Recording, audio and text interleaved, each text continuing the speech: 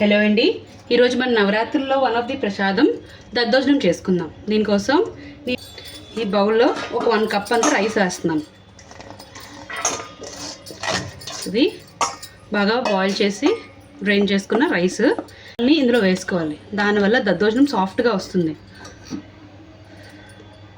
కొంచెం పాలు మిక్స్ చేసుకొని ఈ రైస్ ఈ పాలని కొంచెం అబ్జర్వ్ చేసుకుంటుంది. బాగా మిక్స్ చేసుకొని ఇది మనం పక్కన ఉంచుకోవాలి. ఇప్పుడు మనం దద్దోజనానికి తాలింపుని చూద్దాం. తాలింపులో చాలా బేసిక్ తాలింపు వేసుకుంటామండి. ఎండుమిర్చి, పచ్చిమిర్చి, కరివేపాకు, పోపులు, ఆవాలు, జీలకర్ర, మినపప్పు కలిపిన పోపులు, ఈ పల్లీలు ఇంకా జీడిపప్పు అనేది ఆప్షనల్, ప్రసాదానికి కదా అని చెప్పి ఈ 2 పెట్టాను. ఈ 2 వేసుకోపోయినా బాగుంటుంది, వేసుకుంటే టేస్ట్ ఇంకా బాగుంటుంది. దాంతోపాటు చిన్న అల్లం ముక్క. మనం క్వాంటిటీ కొంచెం తీసుకున్నాం, ఒక కప్ కుక్డ్ రైస్ తీసుకున్నాను కదా, అందుకే పచ్చిమిరపకాయ ఎండుమిర్చి అనేది ఒక్కొక్కటి తీసుకున్నాను. మీరు ఇంకొంచెం ఎక్కువ క్వాంటిటీలో చేసుకుంటే ఇవి 2 డేస్గా మార్చుకోవచ్చు. ఇప్పుడు ఈ పచ్చిమిర్చిని నేను చిన్నగా కట్ చేస్తాను.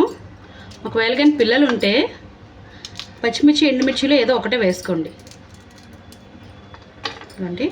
అలాగే అల్లాన్ని కూడా తొక్క తీసేసుకొని చిన్న చిన్న పీసెస్గా కట్ చేసుకుంటున్నాను. మీకు ఇది పంటికి తగిలితే బాగుంటుంది దద్దోజనంలో, అందుకే కొంచెం ఈ సైజ్ కట్ చేసుకుంటున్నాను. లేదు అంటే మీరు మనం గ్రేట్ చేసుకుంటాం కదా క్యారెట్ అవిను, దాంతో మీరు చేసుకున్నారంటే ఇంకా ఫైన్గా వచ్చి మిక్స్ అయిపోతుంది, ఫ్లేవర్ వస్తుంది. కానీ అప్పుడు నోటికి పెద్దగా తగలదు. నాకు కొంచెం నోటికి తగిలితేనే బాగుంటుంది అనిపిస్తుంది కాబట్టి నేను ఇలా చేసుకున్నాను. ఓకే అండి, ఇప్పుడు మన పోపులన్నీ రెడీ చేసేసుకున్నాం కదా. ఇప్పుడు ఒక కళాయి పెట్టుకొని దద్దోజనం తాలింపు పెట్టుకుందాం. ఎండుమిర్చిని కూడా 2గా చేసుకొని పక్కన పెట్టేసుకున్నాను. ఇప్పుడు ఇది పోపుని నేను పక్కన పెట్టుకొని ఒక కళాయి తీసుకుంటున్నాను. స్టవ్ ఆన్ చేసుకున్నాను. ఒక 1 స్పూన్ అంత ఆయిల్ వేసుకున్నాను. దీంతోపాటు ఇది ప్రసాదం కదా, అందుకని నేను కొంచెం ఘీని కూడా యాడ్ చేస్తున్నాను. అమ్మవారికి చేసి ఈ నవరాత్రి ప్రసాదాలు చాలా సింపుల్ అండి, చాలా త్వరగా అయిపోతాయి. అండ్ ఈ తాలింపుల్లో కొంచెం మనం నెయ్యి అనేది యాడ్ చేస్తే ఆ ఫ్లేవర్ ఇంకా బాగా వస్తుంది. ఇప్పుడు ఆయిల్ నెయ్యి వేసాను కదా, ఇది కొంచెం వేడెక్కనిద్దాం. తర్వాత మనం ఒక్కొక్కటిగా మనం పోపుని మొత్తం యాడ్ చేసుకుందాం. ఆయిల్ కొంచెం వేడెక్కింది. ఇప్పుడు ఇందులో ఫస్ట్ నేను పలుకులు వేసుకుంటున్నాను. ఆల్రెడీ డ్రై రోస్ట్ చేసుకున్న పలుకులు అయితే తర్వాత యాడ్ చేసుకోవచ్చు. ఇవి పచ్చి పలుకులు కదా, అందుకని ఫస్ట్ నేను పలుకులు వేసుకున్నాను. ఇప్పుడు ఇందులోని మిగతా తాలింపు వేసుకుంటాను. ఎండుమిర్చి, ఆవాలు, జీలకర్ర, మినపప్పు, కొంచెం మంట తగ్గించుకున్నాను ఫ్లేమ్. అలాగే కట్ చేసిన పచ్చిమిర్చి, అల్లం, జీడిపప్పు, అలాగే కరివేపాకు మొత్తం తాలింపుని చక్కగా ఫ్రై చేసుకున్నాను. తాలింపు బాగా ఫ్రై అయిపోయింది కదండి. ఇప్పుడు ఇది మనం దద్దోజనంలోకి యాడ్ చేసేసుకుందాం. స్టవ్ ఆఫ్ చేసేసుకుంటున్నాను.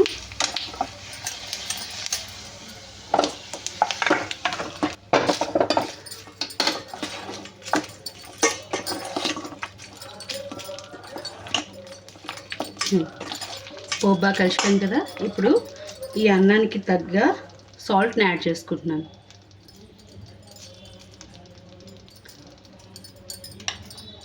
యాడ్ చేసుకొని ఆల్రెడీ అమ్మవారి కోసం నేను పెరుగు తోడేసి ఉంచుకున్నానండి. ఆ పెరుగు ఒక 4 స్పూన్స్ వేసుకున్నాను.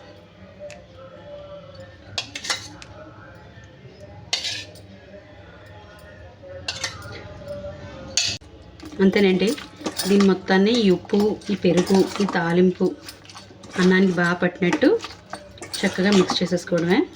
మనం ఆల్రెడీ పాలు యాడ్ చేసుకున్నాం కదా, దానివల్ల ఇది గట్టిగా బిగిసిపోయినట్టు ఈ దద్దోజనం ఉండదండి. అమ్మవారికి నైవేద్యం చేసుకొని చక్కగా మనం ప్రసాదంగా తీసుకున్నప్పటికి కూడా ఇలాగే ఉంటుంది, ఎక్కువ టైట్గా అయిపోదు.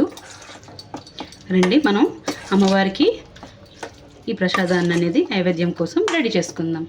ఎంతో టేస్టీగా ఉన్న దద్దోజనం రెడీ.